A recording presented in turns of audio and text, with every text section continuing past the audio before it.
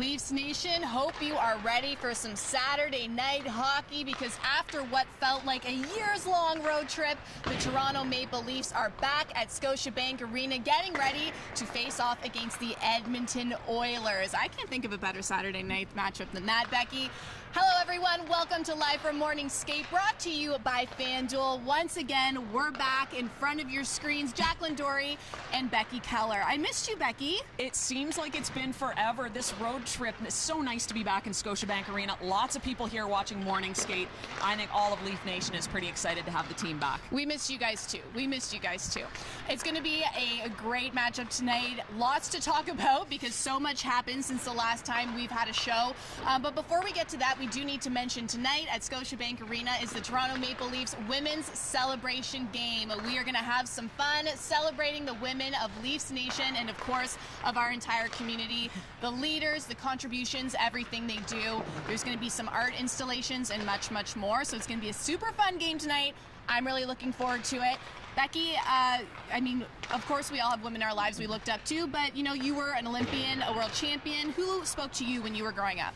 Well, I think for me, it was the 1990 Team Canada Women's World Championship hockey team, the first one ever, first time I'd ever watched women's hockey on TV, and certainly some of those players, Angela James, were inspirations to me, someone I always looked up to. Yeah, being able to watch Angela James would have been pretty special.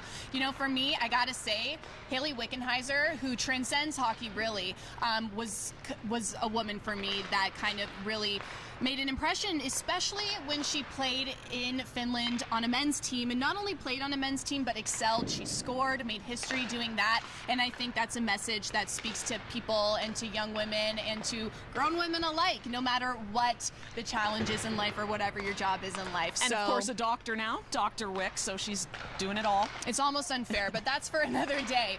All right, so get ready for Women's Celebration Game tonight. Let's get into a little bit of what has happened since our last episode, because we've said goodbye to some faces and we've welcomed some new ones. So let's start with the Leafs blue line.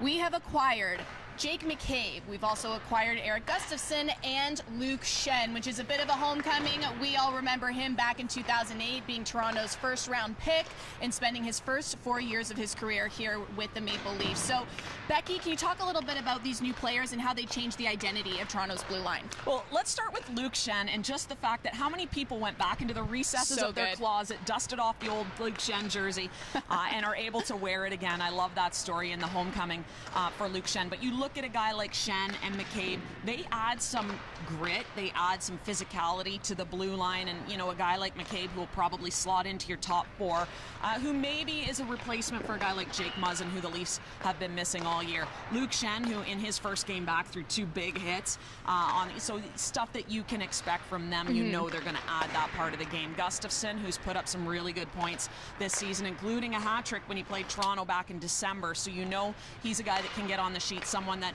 is another option for your power play. So certainly a lot of different choices on the blue line.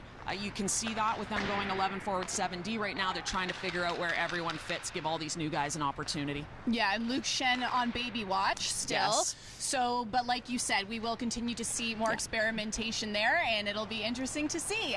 We also need to talk about Sam Lafferty, a new forward with the Leafs on the Leafs lineup. We've seen him for a couple games now. He got his first point as a Leaf on Tuesday night, the secondary assist on Kellar Yarncroft's goal. So what have you liked from him so far, Becky? Well, I got to start with the fact that he's a Brown University graduate. Oh. Go Bears. Spent 4 years there myself, so I'm a little bit biased. I was going to say, that's a very good fun fact. I didn't know how you figured that out. It's a little bit of a rant. You don't see too many guys coming out of Brown going to the NHL, so I had to throw that out there. He's a guy that adds some speed, another guy that adds grit. He's a guy, too, that can shore up your bottom six, but we've seen that he can also play in the top six, getting some time with Nylander and Yarncroft. They had some good chemistry last game. We're likely to see them together again to see what they can bring and see if this is a trio that is going to stick together. So I've liked what I've seen from him. And again, like I said, with the toughness that they've added on the blue line, they've added some toughness up front as well. Fantastic. Yeah, we've seen him in a couple different lineup positions. Tell us which position you like seeing him in the most. Yeah, so lots of changes, and we got to see that in action during the road trip. So let's talk a little bit about that. Leafs coming home with a 3-2 record, and they were able to wrap it up with what Sheldon Keefe called a gutsy 4-3 win over the New Jersey Devils. And they were able to do that without two of their top players. Obviously, Captain John Tavares out with illness, just as a precaution, keeping him off the ice. And then, of course, Ryan O'Reilly on LTIR with his broken finger. But just to mention, successful surgery, we should see him back before the playoffs in no time. So what did you like about the Leafs game that night and how they adjusted to not having Tavares and O'Reilly in the lineup? Well, this is a team that with all of the trades and the new guys coming into the lineup, they've gotten used to the lineup being in flux. So I don't think it was as difficult losing those two guys as it may have been earlier in the season. We've seen them go with 11 forwards and 7 D. But I love the battle. They did not have their best first period. At one point in time, the shots were 14-2. I think the period ended at about 15-4. So it was not a great first period for them. But the way they bounced back, they turned and tilted the ice in their favor in the second period, and then obviously the great come-from-behind win in the third. Really good way to end a lengthy road trip. Yeah, it's exactly what you want to see. And let's break down those 3 periods a little more, because like you mentioned, first one a little slow, but then William Nylander set up Kellar to open up scoring in the second. I think we saw that on our screen just a little minute ago, if not just now. And then, of course, there was Mitch Marner in the third period, starting things hot, coming in with a shorthanded goal, his 3rd of the season. And then Scarborough's finest, Michael Bunting, getting that game-tying goal, his first in 5 games. And then Austin Matthews wraps things up in the 3rd period with a power play goal. So a massive final 20 minutes. Yeah, it really was. And again, it really started in the second period. And, they went to the dressing room between the first and the second. I'm sure there was some words of motivation in the room because they came back out onto the ice on fire. Their big dogs got it done. Matthews, Marner, Nylander getting themselves on the score sheet. And Bunting, who, we saw Bunting go from the first line down to the 4th line. Right. So I would imagine a little bit of a fire lit under him, and he comes away with a pretty big goal in that game as well. Yeah, and a big part of the Leafs' ability to switch things around was Ilya Samsonov. An incredible 30 saves. And, we've mentioned that first period a couple times. 15 shots on net for the New Jersey Devils compared to Toronto's 4. So Samsonov with some big saves, really allowing the Leafs to kind of recollect and get back out there and change the narrative, which is exactly what they did. And that's what you want to see from a goalie like Samsonov in his position.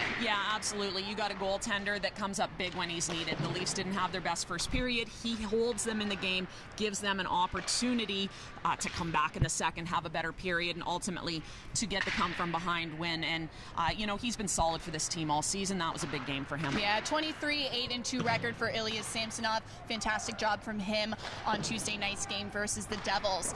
So the Leafs wrapped up that road trip with a win, and now we are starting a 4-game homestand. Sorry, I'm used to saying 5. 4-game homestand, so great news for Leafs fans in Toronto getting the chance to watch the guys play. And they're on the ice right now as we speak. It's an optional morning practice, but there's a lot of bodies out there. We noticed Michael Bunting out there. Who else did you notice? Giordano is out on the ice, so some guys that Liljegren, guys that are going to be in the lineup and getting some extra reps out here today. So, not a lot of guys, but a few out on the ice getting themselves prepped for tonight's game. Definitely, and we do know, unless anything changes, that Matt Murray will be getting the start tonight. Yeah, so Matt Murray, who's just come back off an injury, had the game against Vancouver. Not the Leafs' best game. It was a 4-1 loss, so I would imagine that they're looking to get a win in front of him here at home tonight. Definitely. All right, let's get into tonight's game. Having mentioned that, Toronto facing off against the Edmonton Oilers for the 2nd time in as many weeks and for the final time this season. Now, the last time these two faced off, I think it was last Tuesday. It was last week for sure, and it was a 5-2 loss for Toronto. If you could chalk that loss up to one or two things, Becky, what would it be? Well, if you had to pinpoint just one thing, and there were multiple factors, but if you wanted to lay it on one thing, that would be Connor McDavid. That guy right there. What an unbelievable talent and what a season he's having. He had 2 goals and an assist in the first period of that game. Certainly a guy that can break open a game. He did it in Edmonton last time these two teams met. Yeah, huge threat for the Oilers there, and we'll talk more about the forward depth on that team. But you know what? It's a new day. It's a new game. The Leafs are ready to change that narrative and tackle that. Both these teams coming in off big wins. The Oilers beat the Boston Bruins 3-2 on Thursday. And they've got some momentum right now, like you mentioned. mentioned, Connor McDavid on a tear. They've got the #1 power play in the league. So when you think about these two teams, what do you make of the matchup? Well, you've got two teams that are both very gifted offensively, and don't forget, of course, you get Draisaitl as well, second leading scorer in the NHL. Zach Hyman had a great game last time these two teams met, likes to play against his former team. So both teams very good offensively. Oilers have a bit of an edge there, obviously #1 power play in the league. The Leafs have been the better defensive team throughout the course of the season. So for Toronto going into a matchup like this, they need to be solid defensively against this high-powered offense. Let's talk a little bit more about what the Toronto's defense will be up against, because not only is there the threat of Connor McDavid, but there's also Leon Draisaitl, as well as the return of Evander Kane. He came back last week after missing 10 games with a rib injury, so something else that the Leafs have to watch out for. Yeah, and certainly a fast team, a team that can play with speed, so they are going to need to match that speed, especially a guy like Connor McDavid. You got to take away his time and space through the neutral zone. You give him open ice, he's going to make you pay. You certainly don't want to give him a head of steam coming through the neutral zone to go one-on-one with your defenseman, because he is so fast, makes his moves at speed, so dynamic, tough guy to defend. Yeah, and speaking of defense, I want to talk about the Oilers' blue line, because I read something pretty interesting. With some recent acquisitions and call-ups, the Oilers' defensive core now averages 6'3" and 207 pounds. So we can expect a physical game tonight. You know, having said that, what will the Leafs forwards have to do to kind of get through that? Well, you start with slowing down Edmonton's forwards. Yeah. You got to get the puck out of your zone. You got to match their pace of play, and then you got to match their physicality. If you're expecting a physical game, and that's one of the things I think we like about the new acquisitions in Achari as well as Lafferty, is that they can bring that physical side of the game as well as the new defenders. So you know that you've got that. You can match that up well. You need to play a solid defensive game. Again, that's where you have the edge. You got to stay out of the penalty box. You're facing a very, very good power play. So you need to be very disciplined in this game as well. But again, matching their speed. And we saw that last game. Edmonton appeared to be the faster team, so the Leafs are going to want to bring a lot of intensity to this game. Get ready for a fast game. Get ready for a physical one. Tonight, Leafs going up against the Oilers. It's going to be good. Now that you're ready to watch the game, it means you're also ready to make some prop picks, which leads us in to our prop picks for the game segment, proudly presented by our friends at FanDuel. Let's start with the highest scoring period. Becky, I'm going to go with the third, because so far this month, the Leafs have scored nearly 67% of their goals in the third period, which is reason enough for me to pick the final 20. You know what? I'm going to go out on a limb here and go with the first period. I think this is a team that wants a little bit of revenge. They're home. I think they're going to come out of the gates with a fire under them. I like that idea, but I'm still going with the third for the sake of the argument. FanDuel's odds for the third period being the highest scoring is plus 195. And will there be overtime? Gonna say no. The Leafs are rested. They're back home, happy to be here at Scotiabank Arena. So I think they'll be able to get it done in 60 tonight. I'm gonna go with yes. These are two teams both coming off of big comeback wins. Edmonton had a huge comeback win over Boston just the other night. So I think these are two teams that are gonna battle out 60 minutes, and they're gonna need the extra frame. I mean, we all like a little bit more of that battle, so I'm not gonna argue with you. But FanDuel's odds for not going into OT is minus 600. So let us know what your picks are tonight. We want to know what you're thinking. And I think we're done. That was a good show. I feel good to be back. I'm excited. It's great to spend the morning with you. Hope you guys enjoyed tonight's game. Puck drop is at 7 p.m. Eastern. You can watch the game on Hockey Night in Canada or listen on TSN 1050. I'm Jacqueline Doorey. Becky Kellar. Thanks for watching, guys. We'll see you next time. Go Leafs.